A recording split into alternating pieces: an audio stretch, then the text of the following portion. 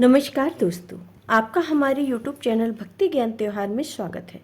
आज मैं आपको सोमवती अमावस्या की कहानी सुनाने जा रही हूँ। अगर आपको ये कहानी पसंद आए तो कमेंट बॉक्स में ओम नमः शिवाय जरूर लिखिए। साथ ही अगर आप मेरे चैनल पर नए हैं तो मेरे चैनल को सब्सक्राइब कीजिए और बेल आइकॉन पर क्लिक जरूर कीजिए, जिससे हमारे वीडियो के नोटिफिकेशन आपको मिलते रहें। धार्मिक मान्यता के अनुसार जिस दिन सोमवार और अमावस्या तिथि हो उसे सोमवती अमावस्या कहते हैं। इस दिन पितरों का तर्पण कर दान पुण्य का विशेष महत्व है। इस दिन पीपल के पेड़ की पूजा व 108 परिक्रमा करनी चाहिए। इस दिन परिक्रमा में पैसा, फल, मिठाई आदि चढ़ानी चाहिए। बच्चों को फल तथा मिठाई बांटने से विशेष फल मिलता है। इस व्रत को सुहागिन स्त्रियां अपने पति व पुत्र की दीर्घ आयु के लिए व अखंड सौभाग्य के लिए करती हैं। सोमवती अमावस्या के दिन भगवान शिव की पूजा की जाती है।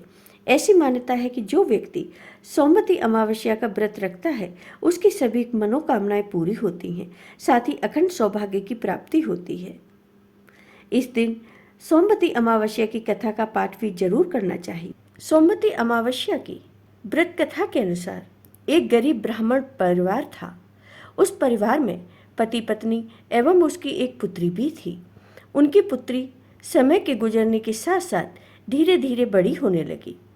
उस पुत्री में बढ़ती उम्र के साथ सभी स्त्रियों योचित सगुणों का विकास हो रहा था। वह कन्या सुंदर, संस्कारवान एवं गुणवान थी, परंतु गरीब होने के कारण उसका विवाह नहीं हो पा रहा था। एक दिन उन ब्राह्मण के घर एक साधु बाबा पधारे। साधु बाबा उस कन्या के सेवा भाव से अत्यधिक प्रसन्न हुए। कन्या को लंबी आयु का आशीर्वाद देते हुए साधु बाबा ने कहा, इस कन्या के हाथ में विवाह योग्य रेखा नहीं है। तब ब्राह्मण दंपत्ति ने साधु बाबा से इसका उपाय पूछा। कन्या ऐसा क्या करे कि उसके हाथ में विवाह योग्य बन जाए।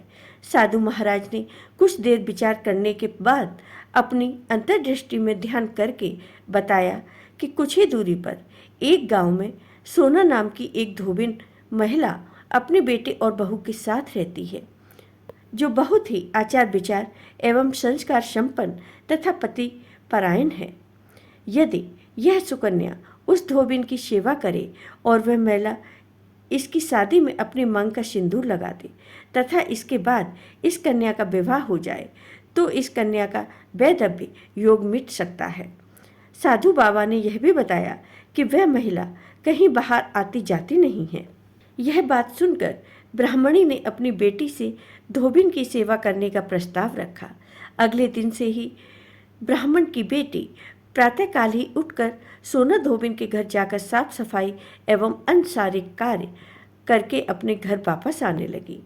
एक दिन सोना धोबिन अपनी बहू से पूछती है कि तुम तो सुबह ही उठकर सारे काम कर लेती हो और पता भी नहीं चलता। बहू ने कहा, माँ जी, मैंने तो सोचा कि आप ही सुबह उठकर सारे काम खुद ही खत्म कर लेती हैं। मैं तो देर से उठती हूँ। यह सब जानकर दोनों सास बहू घर की निगरानी करने लगी कि कौन है जो सुबह ही घर का सारा काम करके चला जाता है। कई दिनों के बाद धोबिन ने देखा कि एक कन्या मुंह ढके अंधेरे में घर में आती है और सारे काम करने के बाद चली जाती है।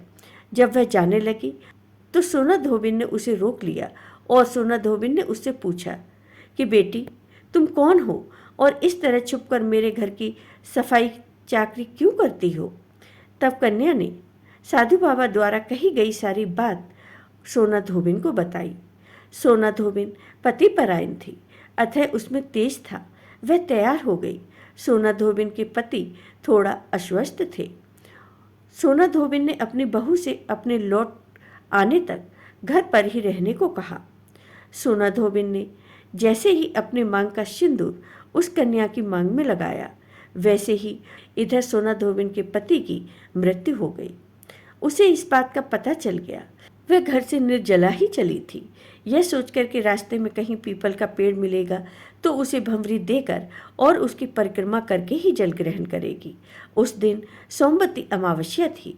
ब्राह्मण के घर मिले पुए पकवान की जगह उसने ईंट के टुकड़ों से 108 बार भंवरी देकर 108 बार पीपल के पेड़ की परिक्रमा की और उसके बाद जल ग्रहण किया।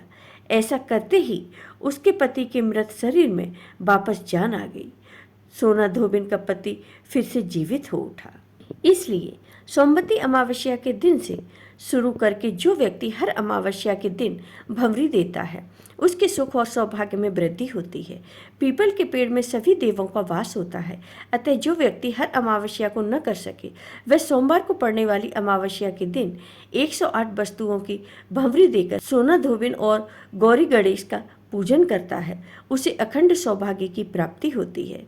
ऐसी प्रचलित परंपरा है कि पहली सोमवती अमावस्या के दिन धान, पान, हल्दी, सिंदूर और सुपारी की भंवरी दी जाती है। उसके बाद की सोमवती अमावस्या को अपने सामर्थ्य के हिसाब से फल, मिठाई, सुहाग सामग्री, खाने की सामग्री इत्यादि की भंवरी दी जाती है और फिर भंवरी पर चढ़ाया गया सामान किसी सुपत्र, ब्राह्मण, ननद या भांजे को दिया जा सकता है।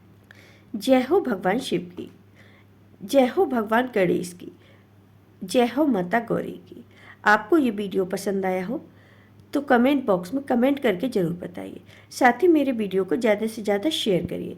धन्यवाद दोस्तों।